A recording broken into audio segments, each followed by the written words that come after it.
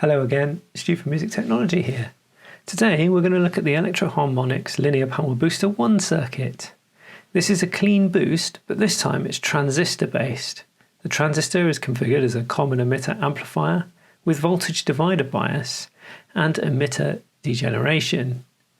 It's a common building block in other pedal circuits, so we're going to do some circuit analysis and measurement. And this is the basic circuit with the transistor at its heart. So let's get started. This is the 2N5088 transistor and it's at the heart of our circuit. Okay, before we do the mathematical analysis of the circuit and set our resistor values, let's first of all do a basic walkthrough of what's going on in this circuit if we were a guitar signal. So imagine that we're a guitar signal, about 250 millivolts peak to peak, coming into the input here. We pass through this capacitor because this is our AC coupling capacitor, but it's blocking any direct current from the battery or power supply here getting back in onto the input. It's also biasing this point, which has two functions. It provides a point for the small amount of voltage to swing around, and it also provides enough voltage to turn this transistor on and put it in its active region where we can use it as an amplifier. This is an NPN transistor. Now we set the gain of this transistor by setting the value of RC and RE. And as you'll see, we'll calculate this first because we want to make sure this point here is kind of in the middle of the voltage on the base here and VCC in order to give the transistor amplifier the most amount of swing so we can get the most amount of gain out of our small signal. Then you probably won't be surprised to see another capacitor coupling the output and allowing our AC signal to appear here and blocking this VCC battery voltage from getting onto the output. This is then at full amplification, of course, so we need to attenuate our output signal. So amplify and then attenuate to get a range of usable values rather than a direct value out of here. Now we're going to analyze this circuit now and see what's going on. But before we do that, let's just remind ourselves of how a transistor works. Let's have a look at what's going on within our silicon transistor. So here's one model of a silicon atom with the nucleus and the different shells containing different numbers of electrons around the outside. Now we're really interested in the valence shell or the outer shell, which contains 4 electrons. When we put the silicon together, you'll see that the valence shells share these electrons. So there's now 8 electrons in the outer shell of the silicon atom. This is called a covalent bond because it's sharing electrons from its valence shell. Now this doesn't have any inclination negative or positive on its own. So what we do is a process called semiconductor doping, where we introduce impurities which gives it an N-type or a P-type inclination. So if we want to make it N-type, we add phosphorus, which has 1 more electron, and makes it into an N-type material. If we want to make it a P-type, we add boron, which has 1 less electron, and gives it a positive inclination. So now let's have a look at how we use these things to form PN junctions. So let's have a look at a diode first to remind ourselves of what's going on in here, and indeed in here. These are just different types of diode, both silicon. We've got a positive and a negative, a PN junction, and we can consider these to be positively charged holes. It's probably not the best explanation, but it's a good one to start off with and build our knowledge on later. We've also got a region with electrons in. Now what happens when you bring these close together is some of the charge from here diffuses towards this side and some of the charge from here diffuses towards this side. And after diffusion, you get what's known as a depletion region. Now, in order to overcome that depletion region and allow current to flow through the diode, we have to forward bias it. And we do that by using 0.6 to 0.7 volts or 600 to 700 millivolts. We looked at this in a previous op-amp video when we were talking about using these to clip the signal. So how does this apply to transistors? Well, you'll note that most transistors have 3 legs. We've got a base, a collector, and an emitter. And this is because it contains in the case of an NPN transistor, 2 negative and 1 positive. So we've got 2 PN junctions, one here and one here. And that means we've got 2 depletion regions. So now we want to bias our P region to overcome these depletion regions. And we do that by putting a voltage of 0.6 to 0.7 volts, because we're talking about silicon still, or 600 to 700 millivolts, between the base and the emitter. It's referred to as VBE, which simply means the voltage between the base and the emitter. Building on that, here's the schematic symbol of an NPN transistor, such as this one here. You can see the various voltages and currents are labelled around the diagram. IC, I is the symbol for current, so IC simply means the collector current, the current going into the collector. IE, the current coming out of the emitter. IB going into the base. And also we can measure the voltages between these different parts of the transistor. So VBE is a voltage between the base and the emitter. And this is the one we want to bias with our 600 to 700 millivolts. You've also got VCE and VCB as well. Here is a more diagrammatic version of the same thing to show the PN junctions. What's more interesting is the relationship between these different currents. So we can say IE is the sum of IB and IC, because as we know in most circuits, in all circuits, the current has to add up, and the same is true for the transistor.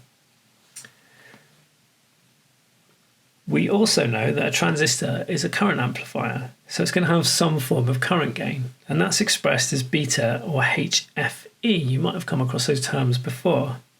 And for the transistor that's now used in the Linear Power Booster 1, the 2N5088 NPN bipolar junction transistor, it's between 300 and 900 according to the datasheet.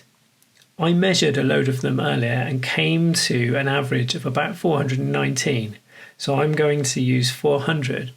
But it's more common to see 100 or 200 used in calculations.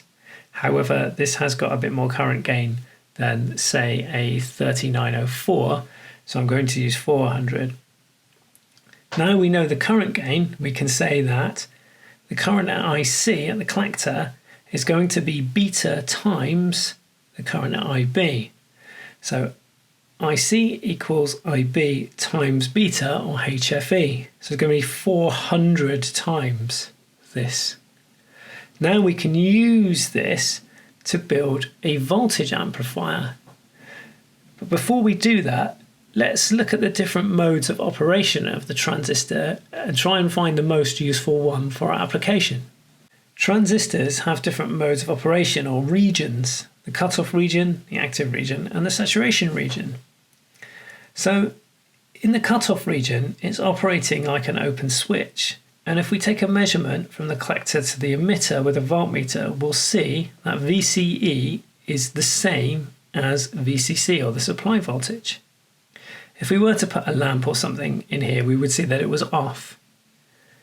Now moving over to the right hand side here, the saturation region, if we take that VCE measurement now, we'll see that it's approaching ground, or the negative battery terminal.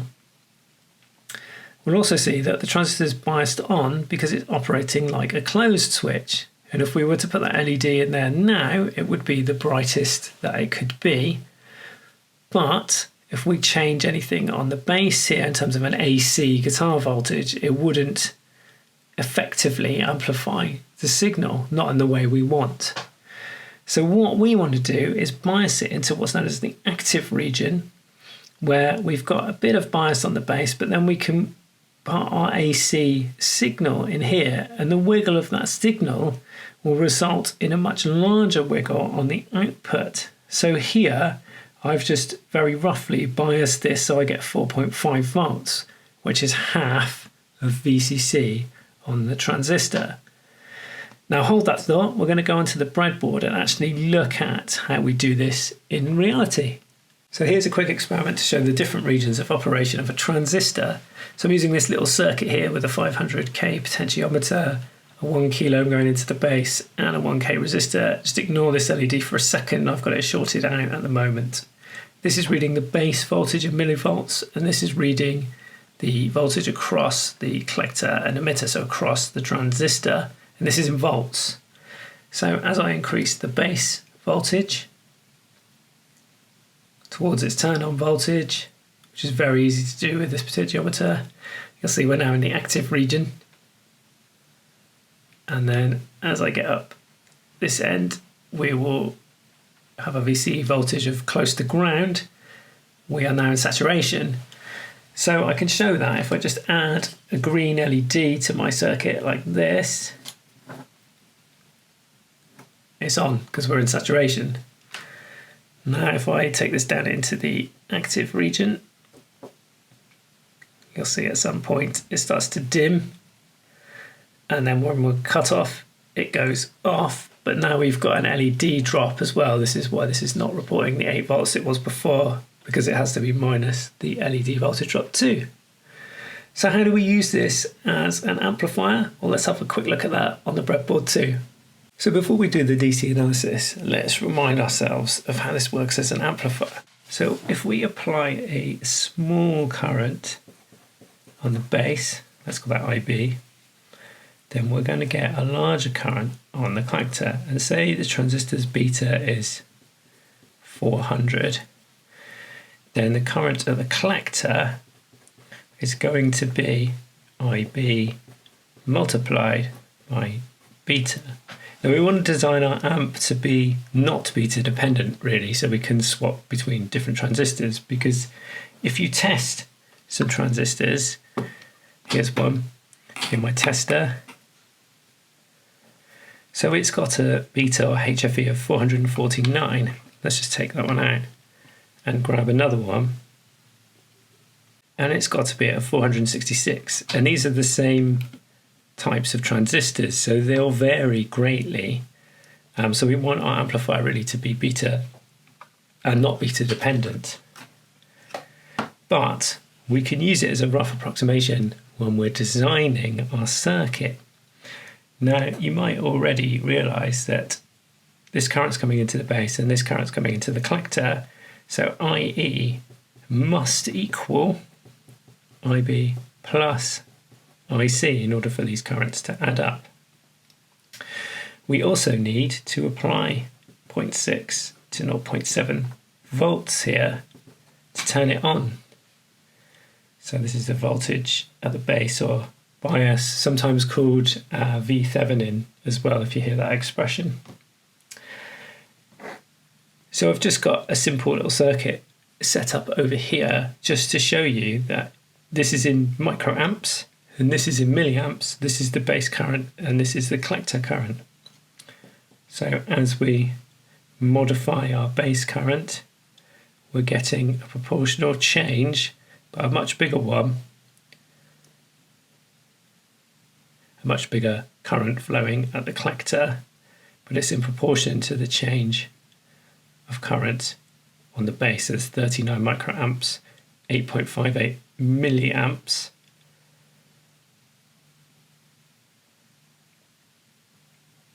So this is what we want to do in our amplifier, but we want to modify this current by using our guitar signal, of course. So now let's do some maths and see if we can DC bias our circuit ready for use. Before we do any maths on our circuit, a quick note about engineering notation. Exponents and times 10 to the power of n or times 10 to the power of x, as it says on my calculator here. So it's a good idea to get comfortable with these different values, kilo and mega being larger and milli and micro being smaller. And also when you're looking at capacitors, you'll come across nano and pico as well. So we can express these in various ways. On a calculator, you might see times 10 to the minus 6. I've got 10 times 10 to the minus 5 here on my screen. You might see E minus 6. I believe the Google web browser calculator does it like this. And that simply means 0.00001. So if we were to express a microvolt, for example, we could express it like this, or we could say 1.0 times 10 to the minus 6 instead. So I'm going to do some of this in my calculations. So it's a really good idea to revise this so you don't get lost when I'm going through that. Here, the opposite end, we've got a kilo, say like a kilo ohm resistor. We can express that as 1000 ohms or 1K or 1.0 times 10 to the 3 ohms. Now, one thing that is really useful is on my calculator, anyway, I've got this button called Eng, and that converts it from scientific or standard notation into engineering notation, which quantizes to these values. So you'll always get a 3, a 6, a 9, a 12, a 15, or a minus 3, minus 6, minus 9, etc. So here, if we have a quick look, I've got 1.25 times 10 to the minus 5. This is scientific notation. If I hit the engineering notation button, it changes it into a minus 6. So now I can see I've got 12.5 minus 6 micro somethings. That might be microvolts or microamps, for example.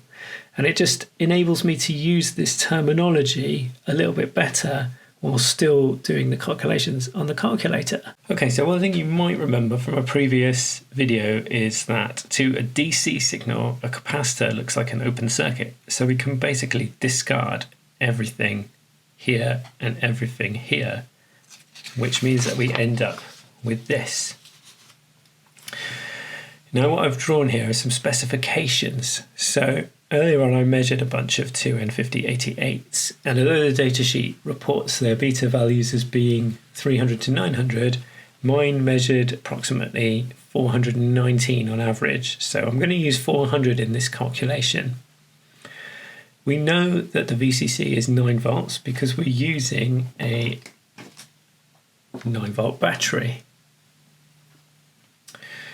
Now we want this point here to be, this is VC, half of VCC. So that equals half of 9, which equals 4.5 volts. Now, why do we want it to be 4.5 volts? Because this is the rail voltage and 0 volts, or the voltage at the base. We want our signal to be able to swing around that 4.5, so it gives it enough space this side and enough space that side. Literally, it gives it enough wiggle room.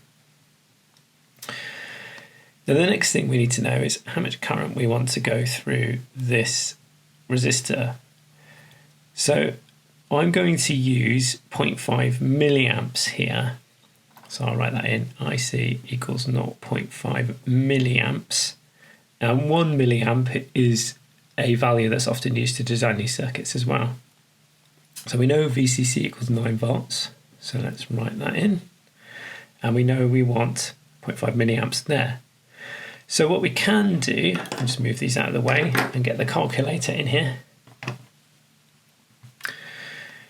is now work out RC, because when we're studying electronics, we know for sure that V equals I times R. And if we draw it in a triangle like this, then if we want to calculate, say, R, we just cover up R and it tells us I equals V divided by I. So here, RC equals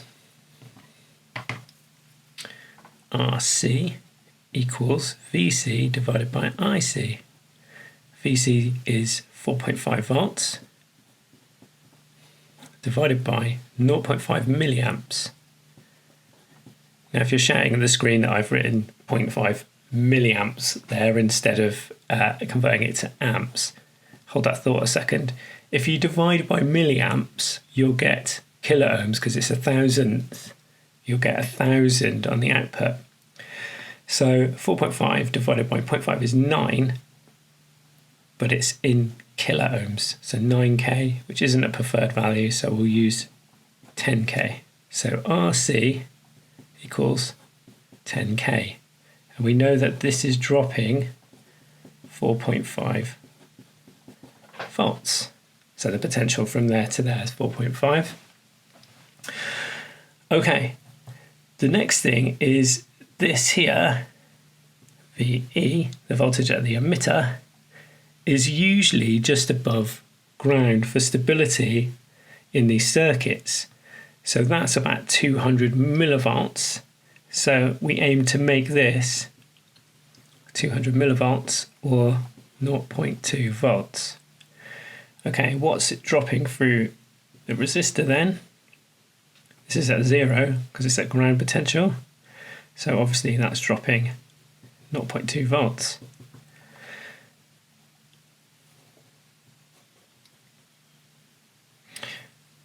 So we don't know how much current's going through it, but we can work that out if we work out how much current's going into the base, because we know that the base current is going to be the collector current divided by the beta of the transistor, which equals 0.5 milliamps divided by 400.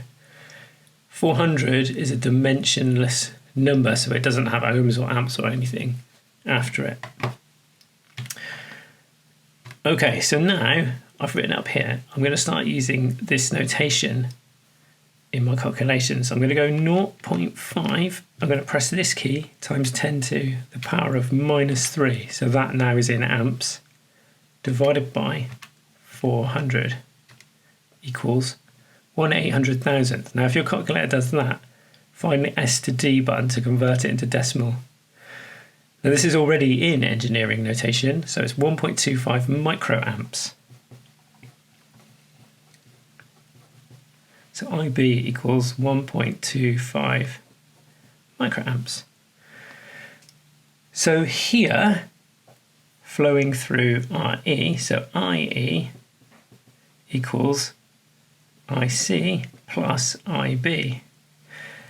Now 1.25 is so small in comparison with the 500 microamps, which is another way of saying 0.5 milliamps, that it doesn't actually matter. So for all intents and purposes here, we can say that it's roughly equal to IC because IB is so small. So we can just take this as well as 0.5 milliamps, a nice little shortcut for us. So let's do the same equation here. RE equals VE over IE equals, so it's dropping 0.2 volts and it's over 0.5 milliamps. So let's do that on the calculator. 0.2 divided by 0.5 equals 0.4 kilo ohms. So let's do that in a different way so we can just explore some of these things. 0.2 divided by 0.5 times 10 to the -3, because it's in milliamps, times 10 to the -3 up here, milliamps. 400 ohms. Now, that's not a preferred value, is it? So 390. And of course, you might see ohms written, but you might also see R written as well. So 390. So now we have biased our transistor, so it outputs half VCC here and allows our signal to swing around, and it can also source enough current through RC in order to work. This resistor here is called an emitter degeneration resistor and is put there for stability. Now, one interesting shortcut we can do here is we can now work out the gain of our amplifier. So the gain, which is the voltage gain in this case, is simply negative RC over RE. And it's negative because it's an inverting amplifier. So you put a signal in here, it's going to invert it on the output. So see how this is going down and then up, and this is going up and then down. So AV equals minus 10,000 divided by 400, or 390 actually. Let's pick the values that we went for. We know these zeros cancel out here. So let's just do that anyway fully. 10,000 divided by 390 equals 25.6. Yeah, 25.641. So our voltage gain is minus, because it's inverting, 25.6 approximately. Let's do that. Approximately equals. So this is the gain of our amplifier. So we've worked out the bias point, the gain, and that we've got enough current coming through here. Now let's work out how we bias this point to turn our transistor on. So let's call this point here V bias. As I said before, you may hear it called V as well. Now V bias equals, now we've got a voltage here, so we want our base to emitter junction to drop 0.6 to 0.7 volts. Let's use 0.6. But we also have to take into consideration VE. So VBE plus VE. So V bias equals the turn-on voltage of the transistor, 0.6, plus the 200 millivolts there, 0.2. So V bias equals 0.8 volts. Okay, so our transistor is on and hopefully operational. And now what we'll do is we'll work out how much current that we want to flow through R1 to put this point at 0.8 volts. So first of all, let's work out how much voltage we need through R1. So let's say the voltage through R1, the voltage drop on R1 equals VCC minus V bias. That's not very clear, is it? Let me write that again. VCC minus V bias, which equals 9 minus 0.8, which equals 8.2 volts. So this, the potential here from here to here is 8.2 volts. Now we want to work out the current through R1. So how much current do we want to flow through R1? So a rule of thumb when you're designing a common emitter circuit is it's 10 times the base current. So that would be 12.5 because it's 10 times 1.25. I'm going to use 20 microamps just to be on the safe side. 20 microamps.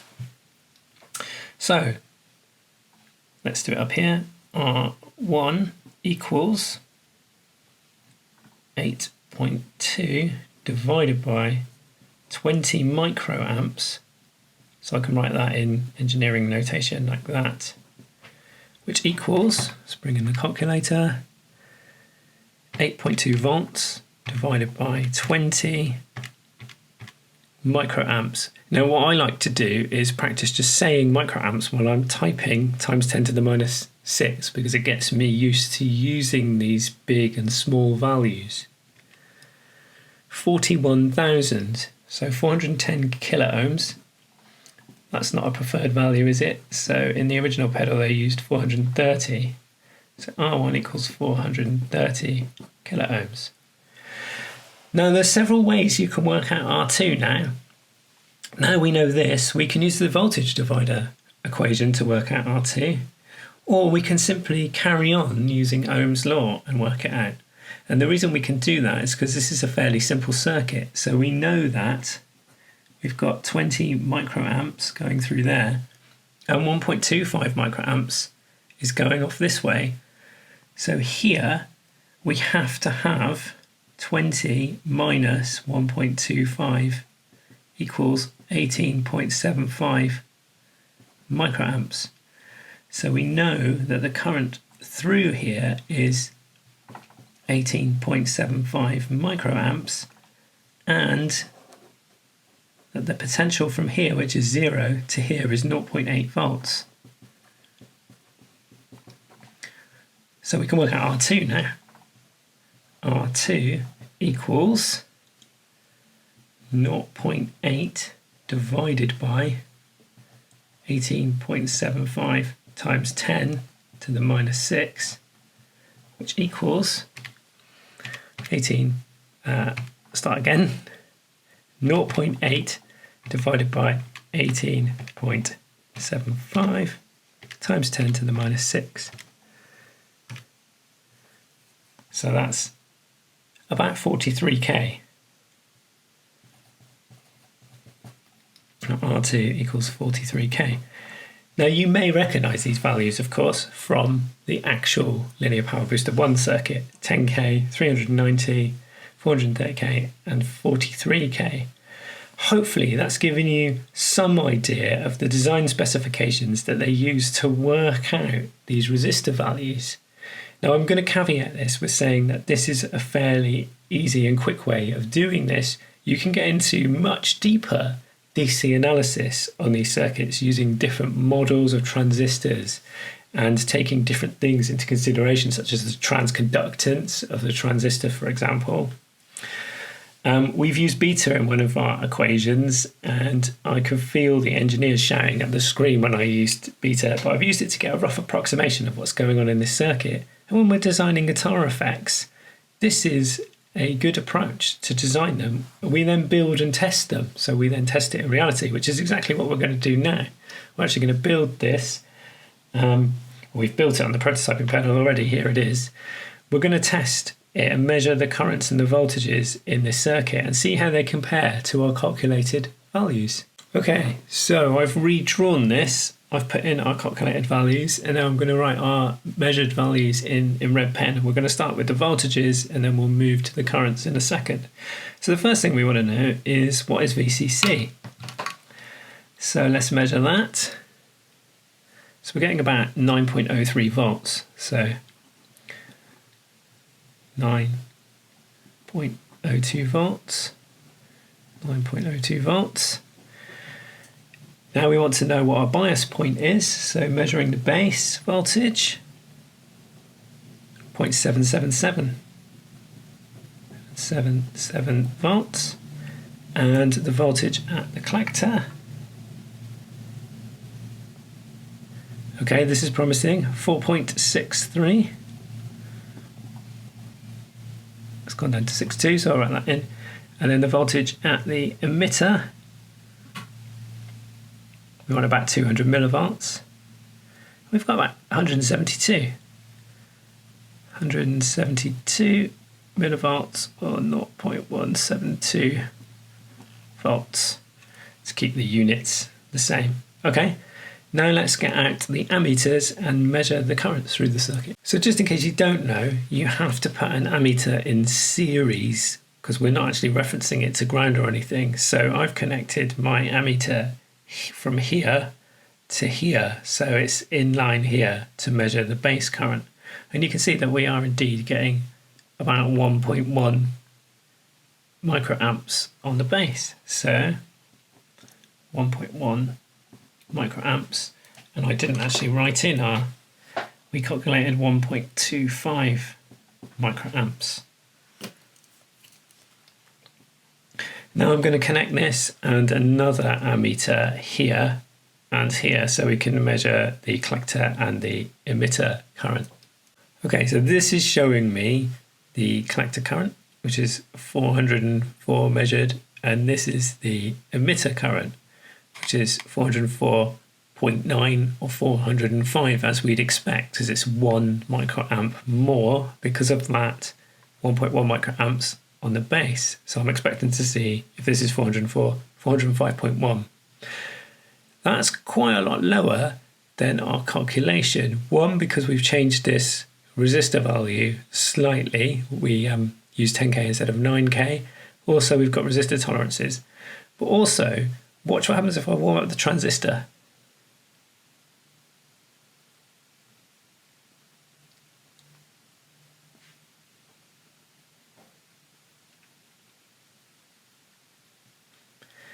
Now we'll see when we do the AC analysis that this doesn't really affect the output because of the design. However, it's something to bear in mind if you measure it and you find that your values seem like they're way off compared to your calculated values.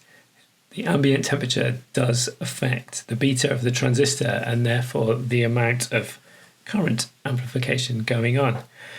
So we can write in, what did I say it was on? For when it gets back to, let's just say 410 microamps, and then here 411 microamps. Is dropping again at the moment as the transistor cools back down. So the final thing we want to measure is the beta of the transistor, and you'll note that we can do that in these, and we can also do it using one of these transistor testers as well.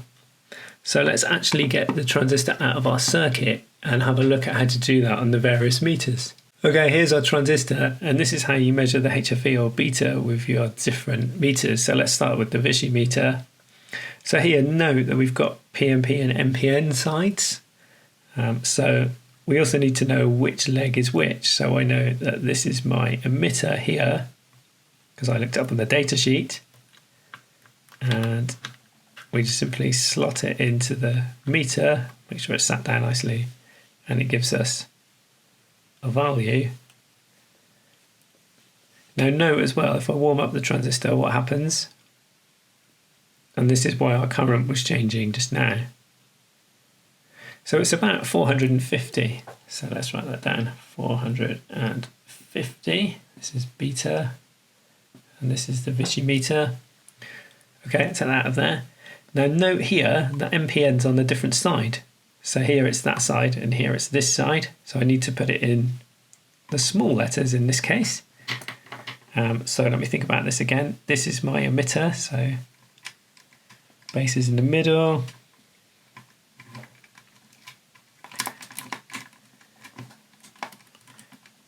Sometimes it takes a bit of wiggling to get them actually in the meter. And because I was moving it around, I've obviously heated it up, but it's going to report a similar 450 from the unity meter, 450. Now I'm expecting, let's just turn these off because it's good practice.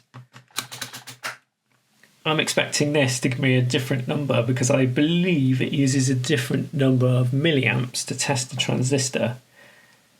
However, it's very useful. I think I need to fix this switch as well. Yes, 436. And this is from the tester. The reason that it's useful, of course, is because it tells me what the legs are, emitter, base and collector. So I know this is the emitter now, and this is the collector, and the base is in the middle.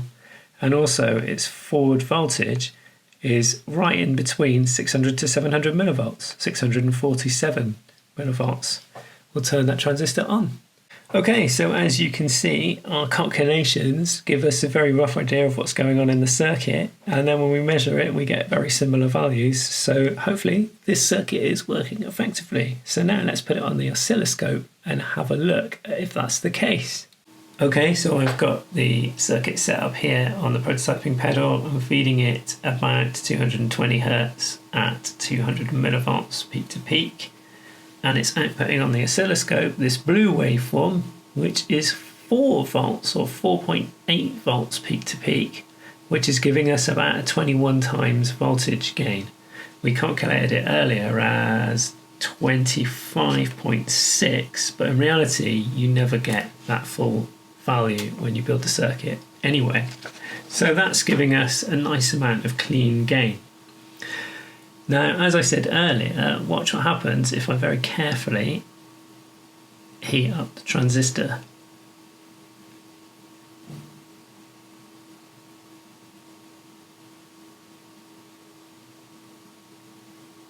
Nothing significant is the takeaway from that.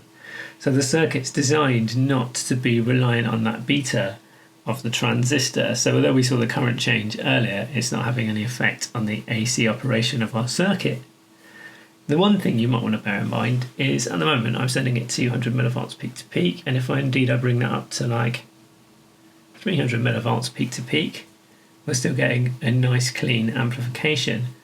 But watch what happens if I get up to 400 millivolts peak to peak. Can you see the waveform here starting to distort at the bottom? So what's happening now is we're getting towards the rail voltages, so the battery voltage, and you'll see as we approach it, it can no longer amplify cleanly because we've hit a ceiling and a floor here.